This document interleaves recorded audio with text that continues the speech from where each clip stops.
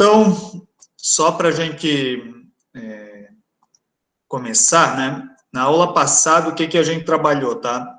Eu comecei, final do ano a gente acabou o projeto informacional, mostrou, eu expliquei como é que finalizava o projeto informacional, e a saída do projeto informacional era a lista de especificações de projeto. Essa lista de especificações de projeto, ela vai trazer quais os requisitos que a gente deve atender com esse produto, né, que a gente deve contemplar com esse produto. Esses requisitos, eles devem ter um valor meta que a gente deve atingir, né, que a gente busca atingir. Eles também têm uma forma, para ter o valor meta, a gente tem que ter uma unidade, né, vai ter que ter uma unidade de medida, certo? E deve ter como fazer essa medição. Então, por exemplo, o custo do produto, o custo final do produto, né, o que o cliente vai pagar, ele deve ter uma meta, para a gente não fazer alguma coisa que está fora do poder aquisitivo do cliente no mercado. Então, a gente procura atingir o objetivo com o custo de aquisição. Outro exemplo, número de componentes, né? Não adianta eu fabricar um equipamento com um número de componentes muito grande, que vai se tornar muito demorado para a fabricação, a montagem se torna mais complexa, então tem uma série de problemas aí que a gente que a gente busca minimizar, tentando deixar o número de componentes menor também. Entre outros requisitos que podem aparecer, né? Cantos vivos, né, que a pessoa pode se cortar, né, a questão da confiabilidade, número de vida útil do equipamento, né, se o equipamento ficar quebrando toda hora, ele acaba se tornando desinteressante para o cliente não quer ter essa experiência de a cada pouco ter que parar a máquina, fazer manutenção da máquina, acaba ficando um produto que vai se tornar praticamente descartável, né, para o cliente. O cliente não vai querer ficar com um produto como esse, ou adquirir. Então, é uma lista de métricas que a gente deve obter, né, com esse produto, uma lista de metas, né, que a gente tenta obter com esse produto, para que a gente possa atender o que o cliente deseja com ele. Vocês já fizeram uma pesquisa, um questionário, teve um número de respostas ali, 23 respostas, pelo que eu me lembre. Então, vocês já têm um material para trabalhar as necessidades do cliente, requisito do cliente e obter a lista de requisitos do produto, certo? Isso vai ser bastante importante que vocês toquem esse trabalho. Vamos tirar dúvida, vamos tentar encaminhar esse trabalho para que a gente possa dar prosseguimento ao projeto propriamente dito. Então, com essa lista de especificações de projeto, a gente vai entrar no projeto conceitual. Então, eu vou compartilhar aqui a apresentação, tá? Fazendo um resumo aqui dela. Eu vou tentar mudar a página, se por acaso vocês não mudar a página, tá? Vocês me avisem que daí eu vou ter que trocar a forma de apresentação aqui, tá? Então, projeto conceitual vai ser uma etapa do projeto onde vai existir a passagem do campo de informações, lista de especificações, para o campo concreto do projeto, que seriam os princípios de solução. Para isso, a gente vai fazer o quê? Vai fazer o uso de modelos de criatividade, tá? Que hoje eu não vou entrar nos métodos de criatividade, mas a aula passada eu fiz uma explicação rápida, né, sobre eles, tá? E esses métodos de criatividade, modelos de criatividade, vão nos ajudar na busca por princípios físicos e construtivos. Então, aqui, ó, eu tenho a figura do fluxo do projeto conceitual. Vocês estão enxergando essa figura aqui, essa transparência? Que é o slide 3? Sim. Sim. Ah, beleza, então. O PDF está funcionando melhor que com LibreOffice ele não estava funcionando essa passagem de slide, por isso que eu estou perguntando. Bem, então as especificações meta são a entrada, e a saída do projeto conceitual vai ser a concepção do produto, ou seja, vai ser uma definição de como o produto vai ser no final, tá? Então, a primeira atividade que nós vamos ter vai ser a modelagem funcional. Então, a gente vai fazer vai pegar as informações que a gente tem, a gente sabe que vai ser um produto que vai ter uma função global, vai ter uma função que ele deve executar, né? Por exemplo, eu usei o exemplo da lavadora de roupas, né, semana passada. Depois vai aparecer aqui a modelagem funcional da lavadora de roupas. Qual é a função global? O que é uma lavadora de roupas? Faz. Qual é a função dela? É lavar roupa, tá? Parece meio óbvio, mas não é tão óbvio assim. Se eu pensar numa cadeira, qual é a função global de uma cadeira, por exemplo? Produto cadeira. Qual seria a função global dela? Seria sustentar, né, e posicionar o corpo da pessoa sentada, tá? Então, não é tão simples assim. É porque, às vezes, o verbo está associado com o nome do produto, né? E não necessariamente vai estar em qualquer tipo de produto. Então, isso é importante que vocês tenham noção que pode ter uma diferença, né, entre a função global e o nome do produto. Só para a gente já mostrar para vocês que não é tão lógico assim. Um automóvel não é necessariamente, seria promover o deslocamento, né, promover o deslocamento por meio de de energia, né, de uma utilização de uma energia, de um veículo que vai levar de um lugar para o outro. Então, não é, também seria uma função global um pouquinho mais complexa.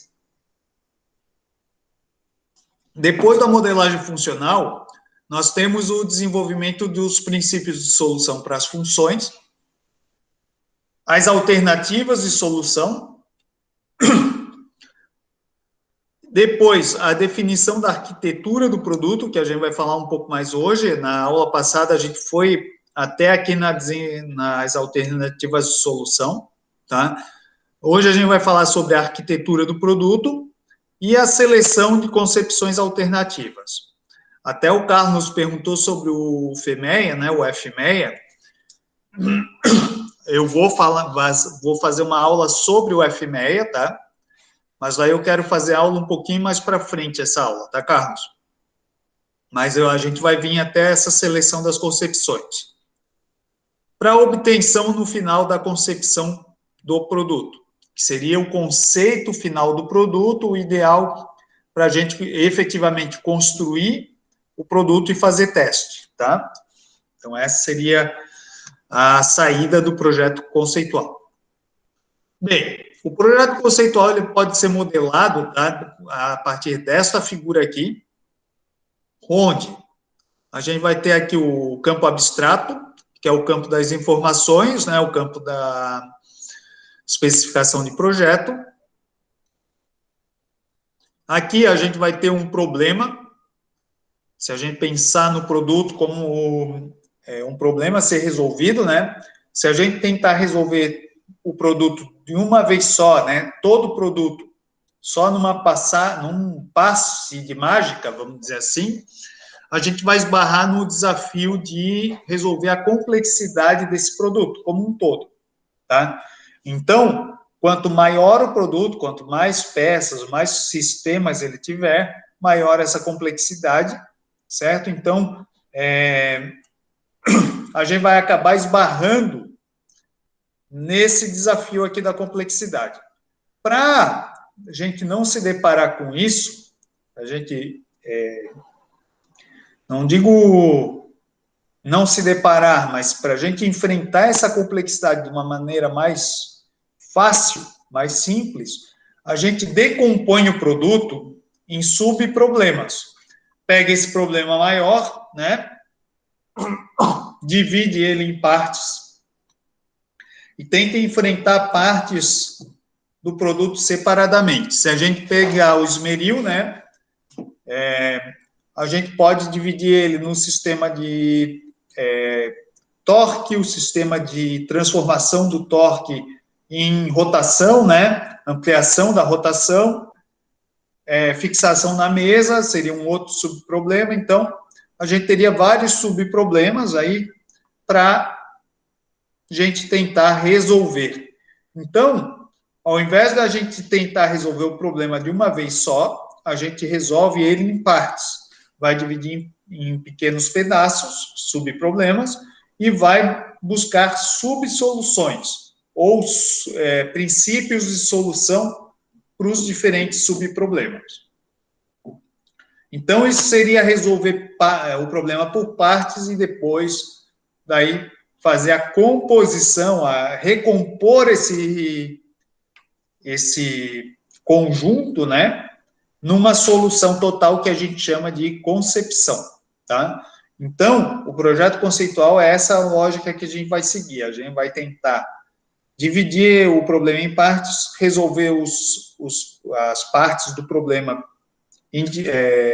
isoladamente e depois tentar recompor esse problema, esse produto em uma concepção apenas, tá? Então, essa é a lógica aqui do projeto conceitual. É isso que a gente vai buscar fazer. Claro que o produto de vocês não é tão complexo assim, tá? Mas ele vai... isso acaba ajudando a gente a enxergar, olhar o problema por partes, vai nos ajudar a enxergar formas diferentes de buscar resolver o produto como um todo. Então, a primeira etapa é a modelagem funcional, né? A gente vai estabelecer a função global e identificar as funções do produto. Podemos trabalhar,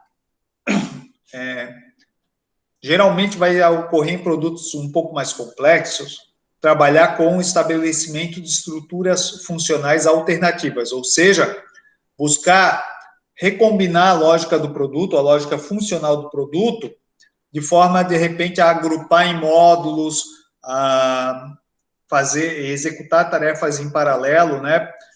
Coisas que o produto muitas vezes executa sequencialmente, a gente pode conseguir fazer com que ele seja otimizado, melhorar a otimização do produto fazendo etapas em paralelo ou cumprindo funções numa outra lógica que não a que a gente está habituado a ver, tá?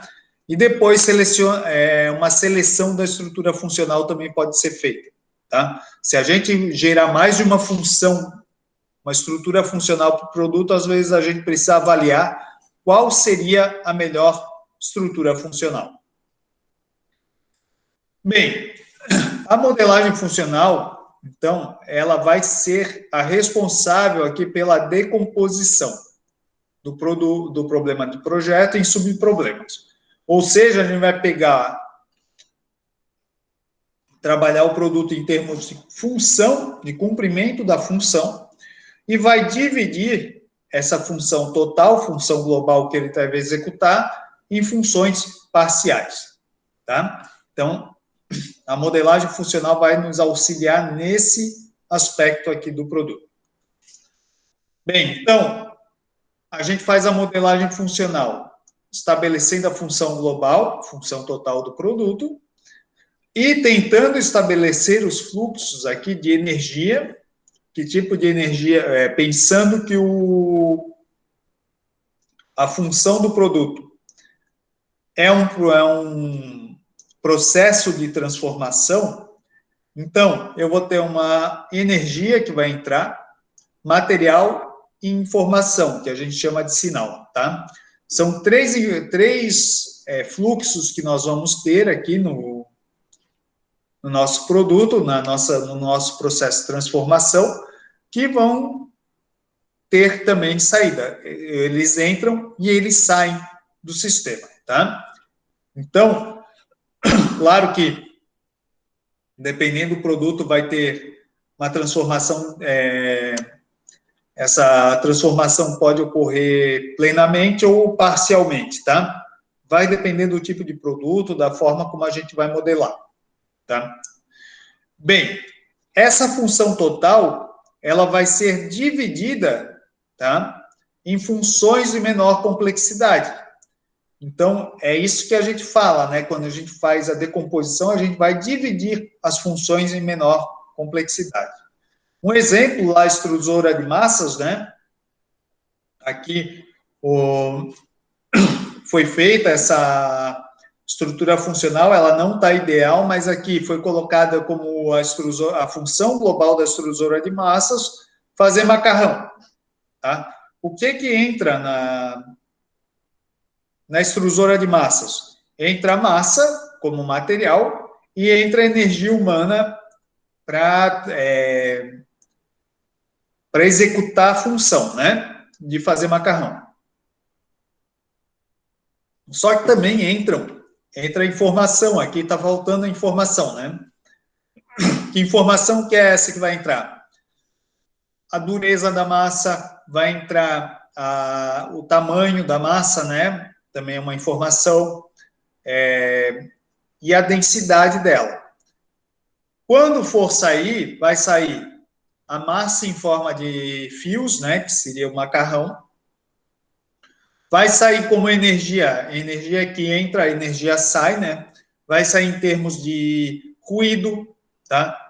Aquecimento vai ter, se vocês puserem assim, encostarem depois do processo de extrusão, encostarem na matriz, no próprio cilindro, vão sentir um certo aquecimento, claro que vai ser pouco, né? Porque não é um sistema que vai gerar tanto atrito, mas ele gera atrito, então vai ter uma energia dissipada ali e a própria pessoa que vai estar fazendo a força ali, ela vai cansar, né? Então a energia humana que vai ser o esforço, né? Vai ser feito, então ela queima calorias ali no processo de execução da atividade. Então, é uma energia que a gente não consegue necessariamente medir, mas a gente sabe que existe. Então, aqui tem várias subfunções, né? Nem todas aqui estão muito corretas nessa modelagem, né? Mas é fixar a extrusora, colocação da massa, fixação da porca, aplicação do torque, a conexão, né? Fuso-êmbolo, né? Girar a interface fuso-êmbolo, essa aqui é uma função importante. Prender o cilindro, conduzir macarrão e coletar macarrão. Então, essas são possíveis funções. Claro que daí deveria ser aprimorada essa estrutura funcional aqui, não é a ideal, tá? Mas é só para exemplificar como é que a gente pode fazer essa estrutura. Um outro exemplo está aqui na lavadora de roupas.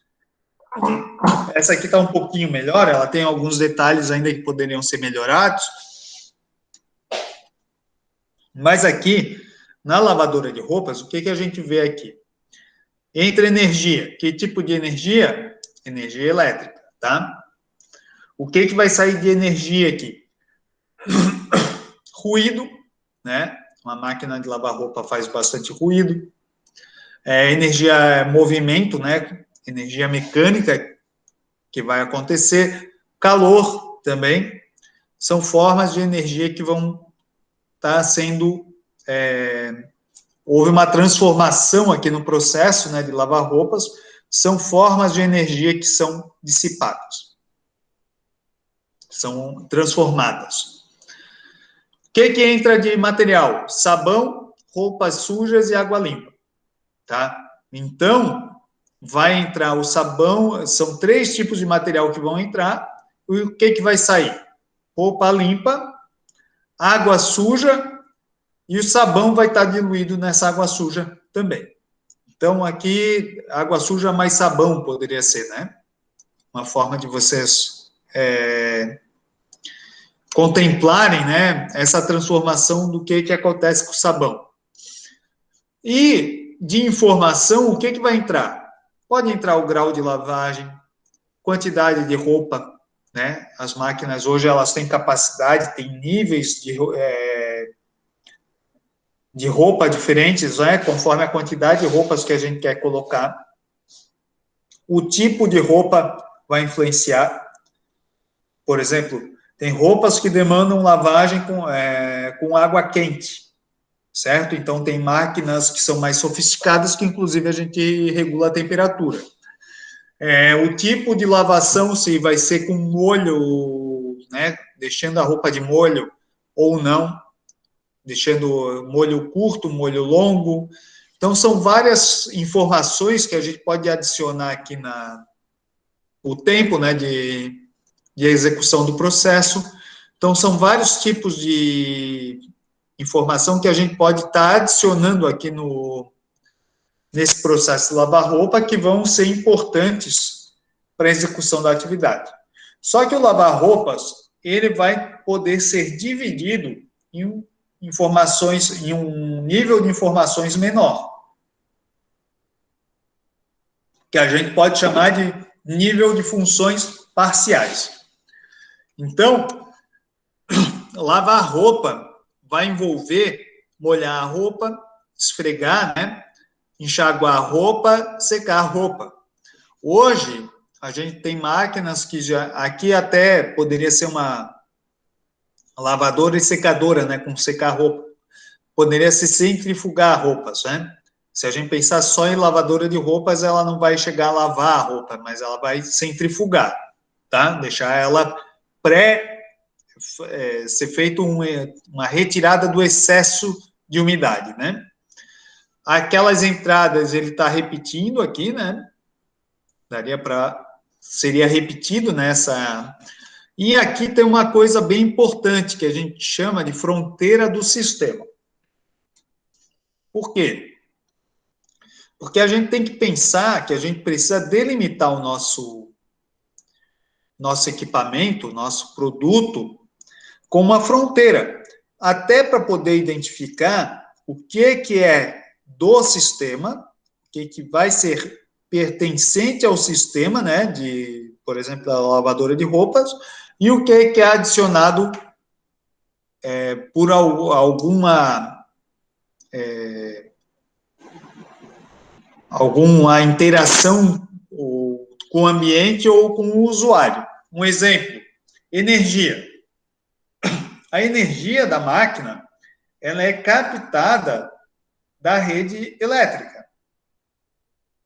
Ela não possui um gerador de energia dentro da máquina de lavar roupa.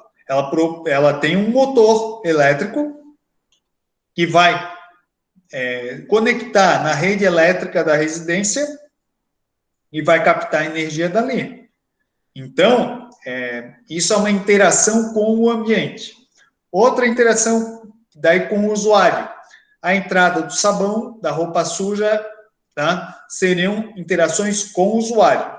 Já a água limpa seria uma interação com o ambiente novamente, tá? E o grau de lavagem vai ser com o usuário também. Então, a gente precisa delimitar para a gente não tentar resolver coisas que não pertencem ao produto. A gente precisa delimitar isso, tá?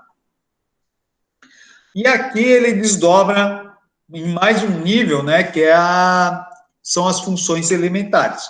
Então, ele já estabelece um fluxo um pouco diferente, tá? A água limpa vai entrar na mistura da água e de sabão para molhar a roupa, e depois ela vai entrar também na parte de enxágue de roupas, ou seja, para tirar o sabão. Então, isso é importante que a gente tenha clareza que o fluxo dos materiais, da informação, ele vai ser importante na execução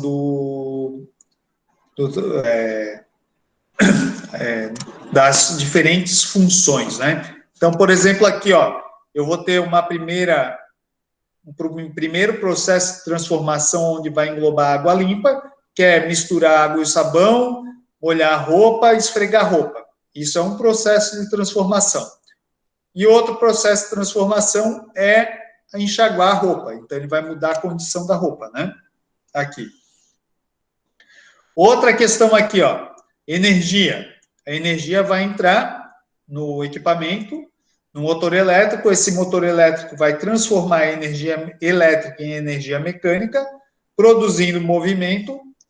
E, por meio, no caso específico do processo de lavagem, ele faria a alternação,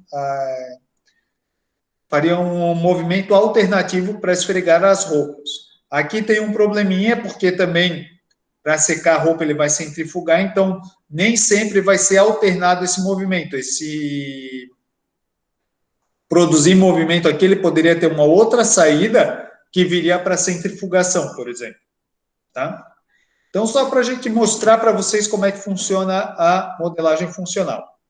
Podemos usar a lista de funções, né, para agregar, para facilitar a obtenção dessas funções.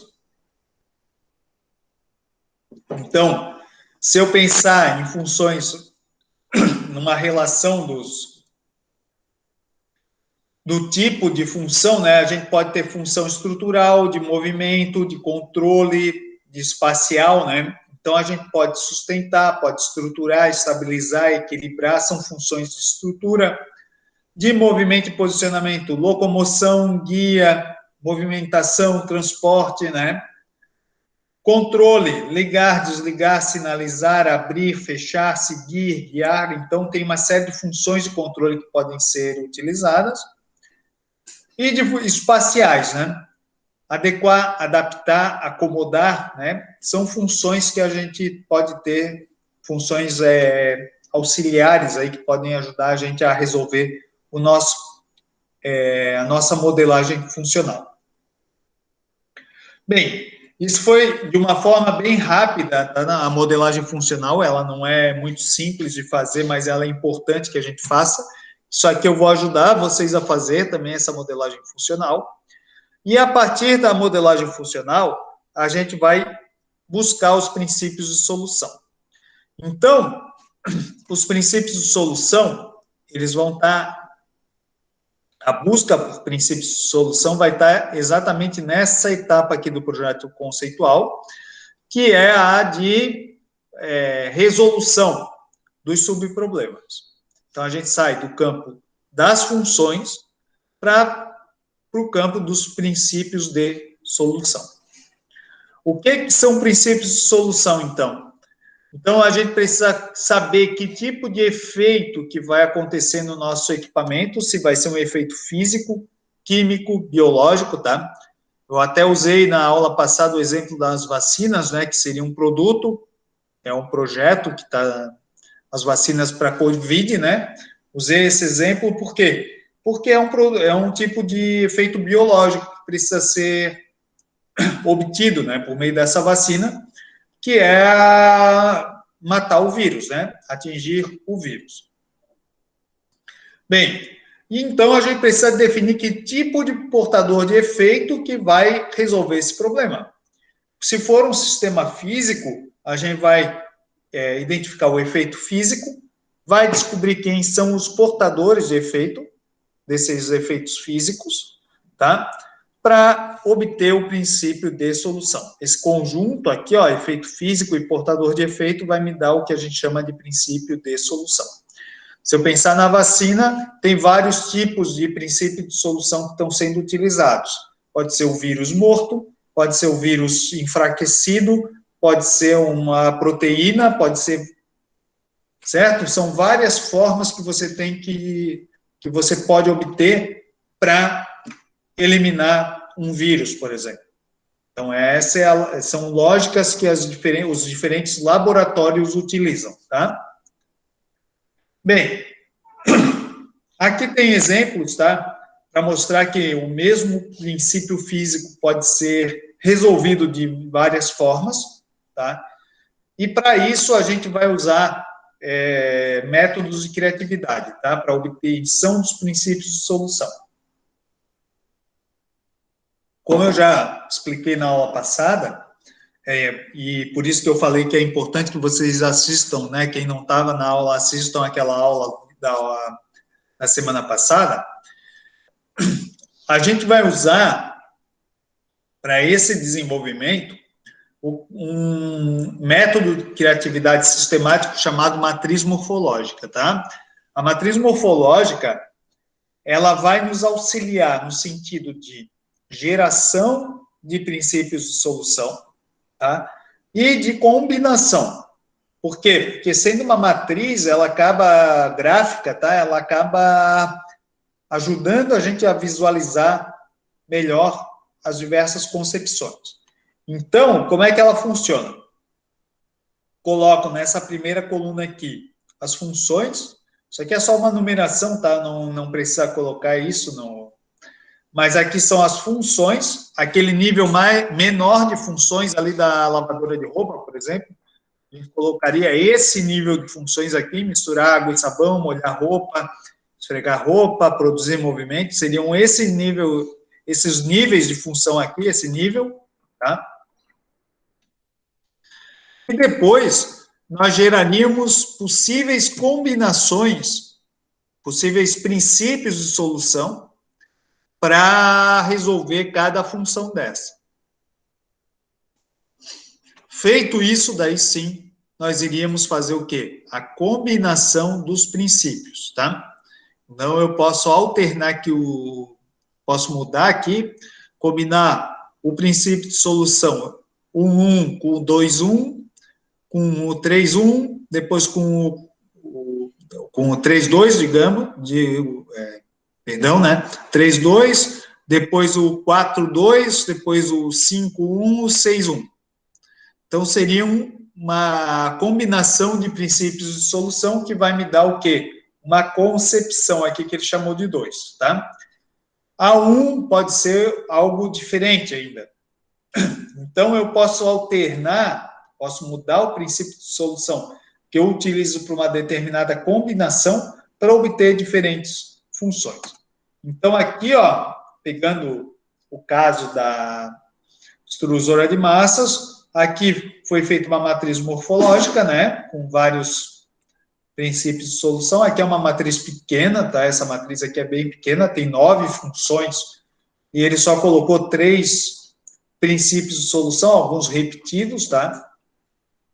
Então, aqui tá bem simples e pequena, tá? Que ele está mostrando as várias funções. E daí eu apontei, na aula passada, eu já apontei algumas questões sobre a matriz morfológica, tá? Que questões são essas? Primeiro, por conta da forma da matriz, eu posso, e dependendo do tamanho dessa matriz, eu posso obter um número possível de concepções para o produto bastante elevado. Se eu considerasse essa matriz aqui pequena, tá? Essa pequena matriz aqui da extrusora de massas, e fizesse a combinação de todos os princípios aqui com todos, tá? Calculasse quantas concepções iriam dar, iria dar mais de 19 mil concepções, certo? Que é um número muito elevado. Então, isso provoca o quê? Uma dificuldade no gerenciamento e análise dessas informações, tá? O que a gente pode fazer para evitar que a gente se perca no meio de tanta informação assim, de tanta coisa, né? A gente pode colocar os princípios mais relevantes nas primeiras colunas, ou seja, colocar aqui na primeira, na segunda, terceira coluna, a gente coloca os princípios principais, que a gente considera mais promissores, né, para o produto. A gente evita combinações muito absurdas, né? Se eu pensar, estou desenvolvendo um macaco hidráulico, de repente eu invento estou projetando um macaco hidráulico, né? Estou definindo que é hidráulico e de repente eu invento um negócio magnético para levantar o carro. Sei lá. Botando aqui uma ideia maluca, né? Então, isso seria uma combinação improvável.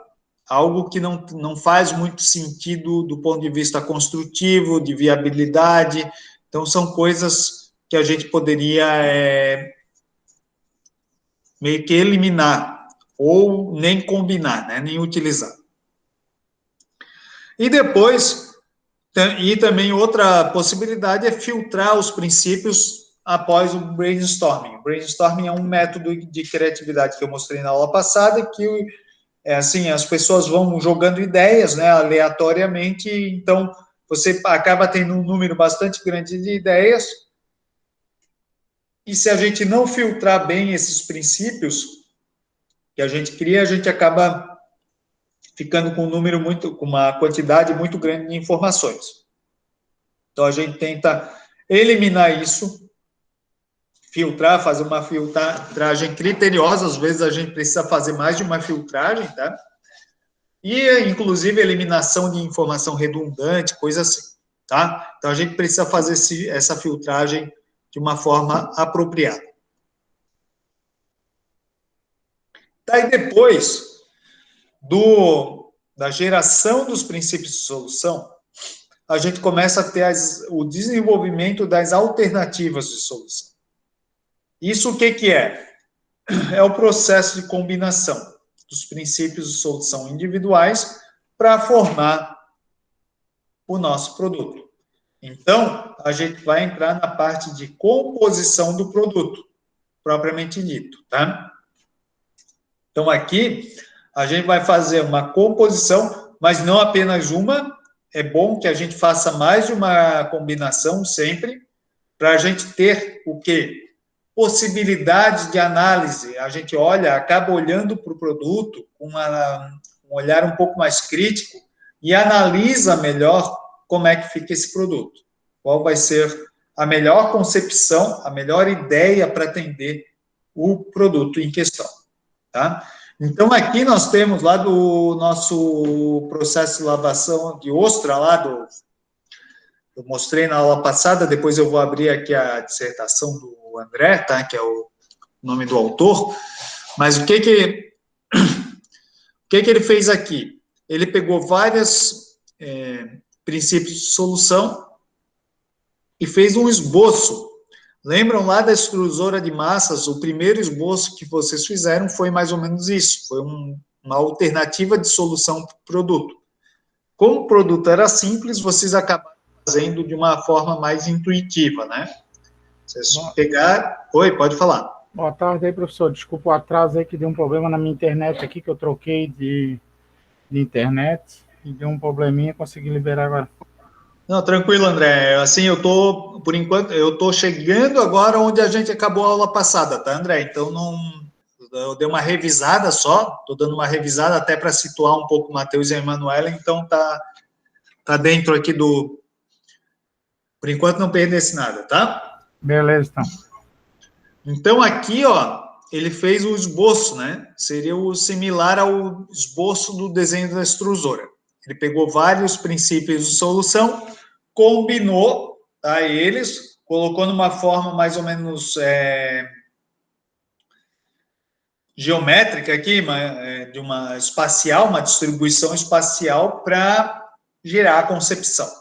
Aqui tem um modelo de concepção e aqui tem outro, tá? Então, tem duas alternativas de solução aqui que eu estou mostrando aqui para vocês. Depois eu vou abrir a dissertação dele e eu vou mostrar para vocês que ele gerou 15 ou 16 concepções, tá?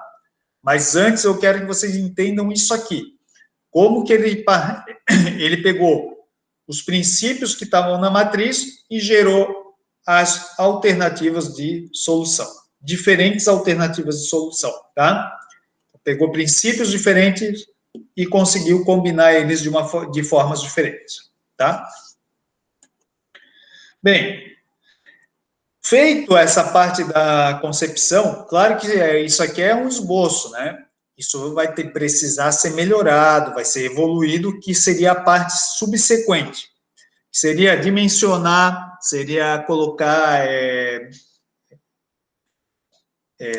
detalhar, né, um pouco mais, que é justamente onde a gente vai começar a entrar agora, que a partir de agora a gente começa a entrar na parte mais construtiva do produto propriamente dita, tá? Então, a gente vai começar a trabalhar agora com a arquitetura do produto. A arquitetura do produto é como o produto vai se configurar efetivamente. É a definição de como ele vai se configurar.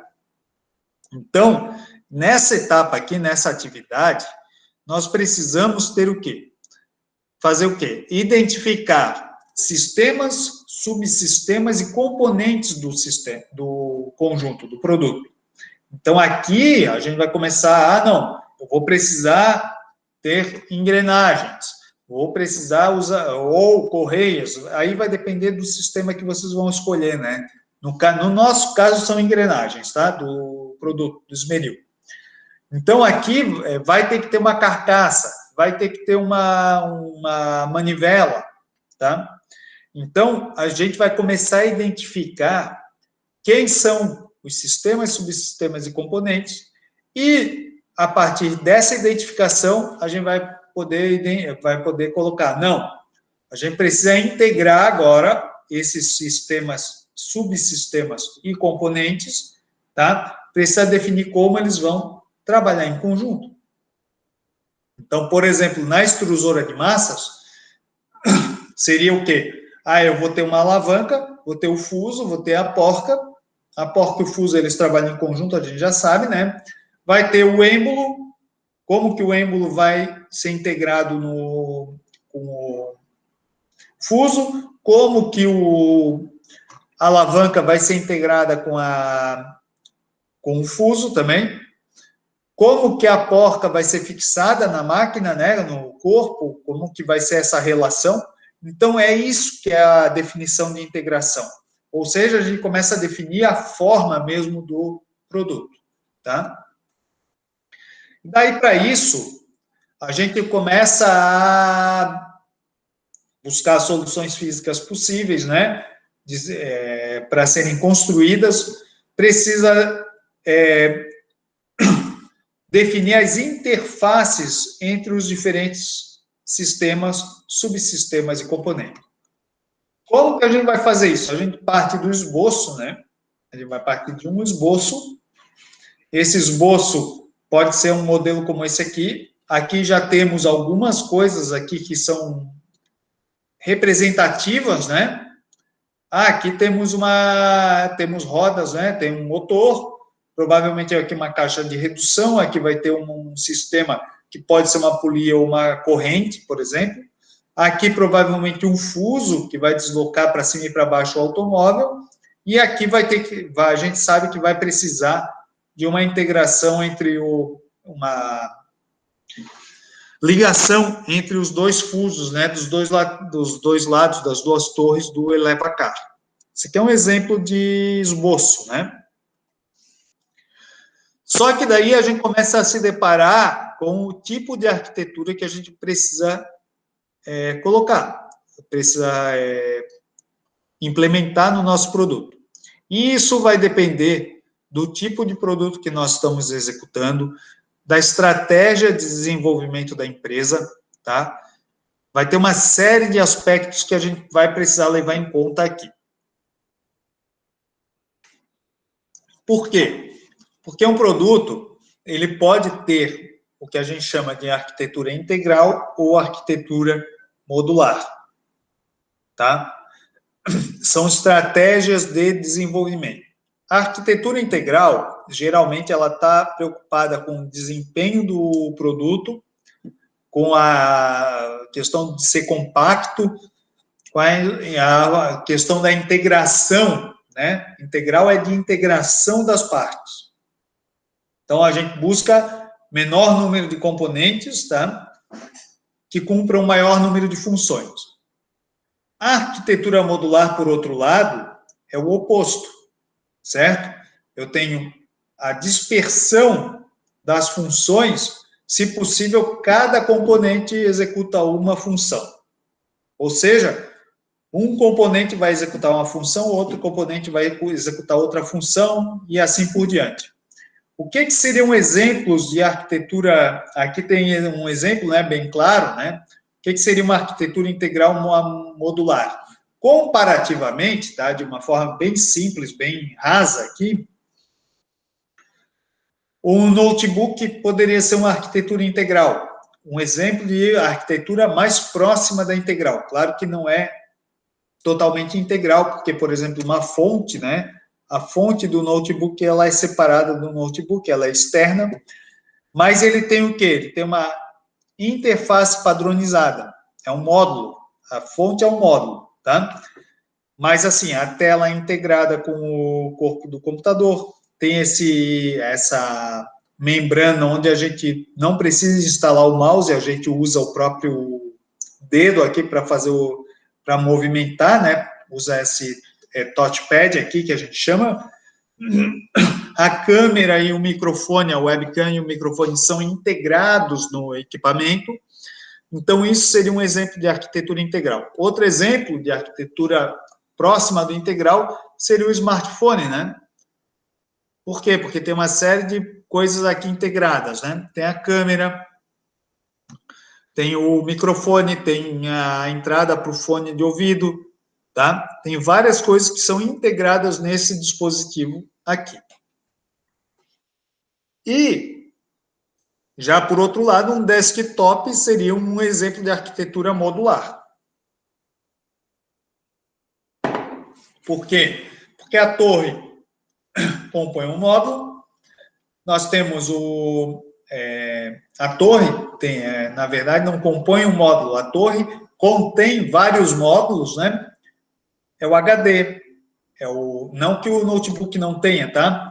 Mas, assim, notebook, os módulos, tem módulos inseridos dentro dele, tem outros que a gente não consegue desvincular, né? Então, nós temos que deixar bem claro isso. Mas, no desktop, fica muito mais fácil. O monitor é um módulo, a caixa de som é um módulo, pode ser um módulo, a webcam pode ser um módulo, o microfone é outro módulo. Então, são vários módulos separados, tá? Que vão integrar, vão ser unidos, né? E podem ser, um mouse é um módulo, então eles podem ser soltos, desconectados e conectados a outro módulo. Outra coisa. Então, é o que a gente diz que permite que o produto tenha uma grande variabilidade, ou seja, uma ampla possibilidade de variação. E cada vez que eu vario o produto, que eu mudo algum desses sistemas do produto, eu obtenho um produto novo. Então, essa é a ideia da arquitetura modular. Depois eu vou falar sobre as vantagens de cada uma, vantagens e desvantagens, né? Então, vai ficar mais claro um pouco. Existem produtos totalmente integrais? Existem. Aqui nós temos um exemplo, tá? Um grampo de roupa, claro que é um produto muito simples, pequeno, né? Não tem muita função, grandes funções, mas ele é um produto integral. Um clips é um produto totalmente integral, tá? Uma arquitetura integral. Por quê? Porque ele é feito de uma peça só. Ele só possui uma peça, um componente que executa todas as funções. Claro que quanto mais simples, menos funções ele vai executar, né? Certo?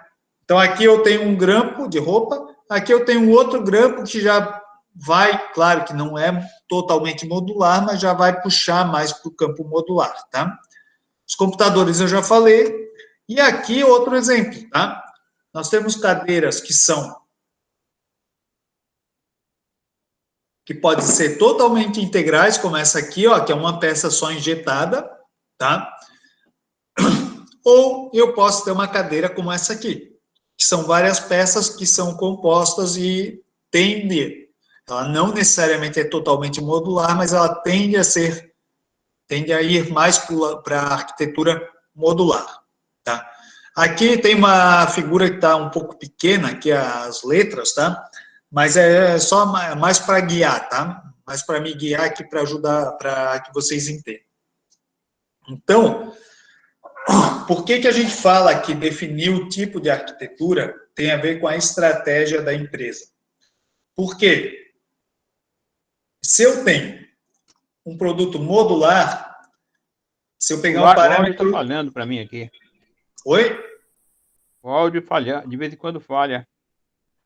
Falha muito, Carlos? Está falhando muito? Muito não, de vez em quando ele dá uma falhada. Tá. É bom eu saber só para eu ter uma ideia aqui. Para todo mundo, gente, ou só para o Carlos? De vez em quando tá dando uma falhada. Para mim é bem pouquinho. Tá. Não, é bom saber, porque eu preciso ter um retorno até como é que está essa conexão, tá? Tá, muito bem. Só vou passar essa transparência aqui, daí a gente já faz uma pausa, tá? Mas então aqui, ó, em termos de estratégia de desenvolvimento, a empresa pode ter uma estratégia de desenvolver produtos modulares ou integrados. O que isso vai impactar? Em termos de variação do produto, tá? A arquitetura modular vai me permitir uma grande variedade de produtos com a utilização de poucos itens padronizados, ou seja, como as interfaces, isso é bastante importante, tá? A interface entre os componentes passa a ser padronizada, eu consigo gerar poucos itens, consigo desenvolver poucos itens e gerar uma gama de produtos diferentes. Um exemplo, indústria de móveis modulares, tá? Ela fabrica geralmente chapas de madeira muito de tamanhos padronizados, tá? Formas e tamanhos padronizados, e dependendo do espaço onde vai ser encaixado esse móvel, eles vão fazer eles mudam a posição das chapas de madeira e acabam criando outras formas diferentes. Então, você consegue variar o produto com poucos itens padronizados.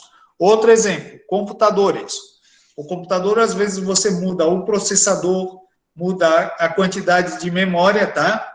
Que são itens padronizados, você obtém produtos diferentes. Então, você consegue trabalhar com poucos itens padronizados, você consegue gerar um produto de mais baixo custo, um de médio, um de alto custo, com os mesmos itens, tá? Já a integral, a variedade de produtos é baixa porque cada componente é muito específico. Então, eu não consigo uma ampla gama de produtos, tá? Vou ter componentes com alta especificidade, ou seja, eu não vou poder variar muito meu produto, tá? Em relação à modificação do produto, a arquitetura modular permite uma facilidade de modificação, consequentemente, por conta da simplicidade dos componentes, consequentemente, eu consigo modificar o produto e relançar ele no mercado com pouco esforço. Já a arquitetura integral vai exigir que toda vez que eu mexa no produto, que eu refaça, que eu remodele o produto, eu tenho um grande esforço de adaptação. Por quê? Porque alterando um componente, eu vou alterar outros tantos componentes que pode ter bastante impacto nos outros, tá? Então, eu tenho que cuidar, quando eu estou usando uma arquitetura integral, eu vou ter que cuidar com as implicações das mudanças que eu estou executando num componente, vou ter que cuidar do impacto nos outros, tá? Ter que resolver o impacto nos outros. Então, isso é uma questão bastante importante de diferenciação dos dois tipos de arquitetura. Padronização dos componentes, né? Então, a arquitetura modular vai buscar a padronização máxima dos componentes, que daí o usuário pode adquirir só os módulos, então eu consigo fazer. Computador é muito comum, um dispositivo eletrônico é muito comum acontecer isso, um carro pode acontecer isso, tá? Eu consigo alterar o produto por conta da padronização pré-existente. Então, as interfaces, especialmente as interfaces, as entradas, por exemplo, no computador, porta USB permite que a gente instale várias coisas, tá? A entrada de fone, ela é padronizada, então eu consigo alterar o fone de ouvido que eu estou utilizando. Então, a padronização dos componentes permite, e das interfaces, permite essa alteração do componente pelo próprio usuário. Já na arquitetura integral, isso não é o objetivo. O objetivo é que é o desempenho, que vai ser o próximo item, né? Então, não é o objetivo essa mudança do item, tá? Mudança essa padronização. Então, você fabrica aquele produto para aquela especificidade e depois de se tornar obsoleto, ele não a princípio, não é o objetivo que ele seja atualizado. Já em relação ao desempenho do produto, na arquitetura modular, claro, a gente vai querer que ele cumpra a função. Só que ele não necessariamente vai ser a melhor forma de cumprimento da função. Então, ele não é tão relevante se comparar aos outros fatores, né? Já para a arquitetura integral, o desempenho do produto é o principal objetivo. Então, quando a gente tem um equipamento integral, pensar no notebook como sendo um equipamento integral, quanto menor, mais leve ele for, por exemplo, mais fácil é de carregar, de transportar. Tá? Então, essa que é a ideia da arquitetura integral, que a gente tem o melhor objetivo, maior resultado em termos de desempenho. Se eu pensar num carro de Fórmula 1, carro de Fórmula 1 é feito para ter um desempenho. Um carro esportivo é um carro feito para ter melhor desempenho. Tá? Então, o objetivo dele não é facilitar a manutenção, não é facilitar a troca de partes, certo? E sim buscar o melhor desempenho. Buscar que ele tenha o melhor coeficiente aerodinâmico, que ele tenha o melhor aceleração, que ele tenha o máxima velocidade, ou seja, não importa tanto essa variação do produto, ele vai ser um equipamento que, a princípio, será praticamente único, vamos dizer assim, tá? Então, nós temos que pensar, quando a gente está desenvolvendo a arquitetura integral, é por conta do objetivo que a gente quer atingir. Então, a gente busca o melhor desempenho possível, sendo a manufaturabilidade a restrição imposta para esse tipo de arquitetura, ou seja, também não dá para a gente tentar desenvolver um equipamento impossível de ser construído. Então, acaba sendo ele é limitado pela manufaturabilidade do produto, tá? Em termos de manufaturabilidade, produção desse produto, a modularidade pode ser considerada no nível de blocos de componentes. Então, manufaturabilidade, se a gente pensar num produto como blocos, né? Então, a gente pode... acontece muito na indústria automotiva. Tal empresa a gente vai trabalhar no modelo de caixas pretas, vamos dizer assim. A montadora, ela não vai desenvolver o rolamento, não vai desenvolver pneu, não vai desenvolver vela de ignição. O que ela vai fazer?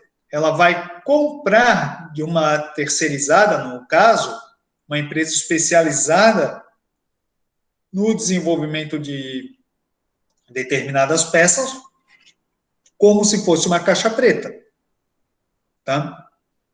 Como algo que vai ter que ser, como é que se diz? Vai ter que ser integrado ao produto.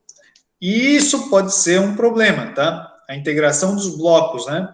Então, quando eu faço... Então, a questão da arquitetura modular, da manufaturabilidade na arquitetura modular, o grande desafio é a integração.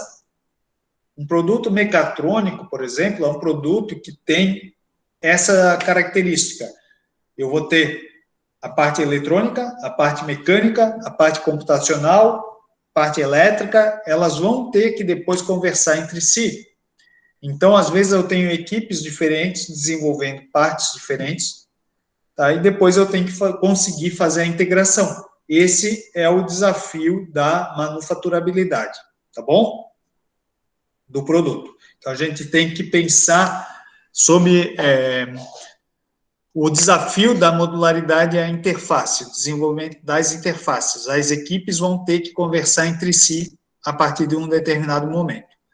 Então, isso é bastante importante e vai influenciar, inclusive, no gerenciamento do desenvolvimento do produto aqui, tá? Então, essa é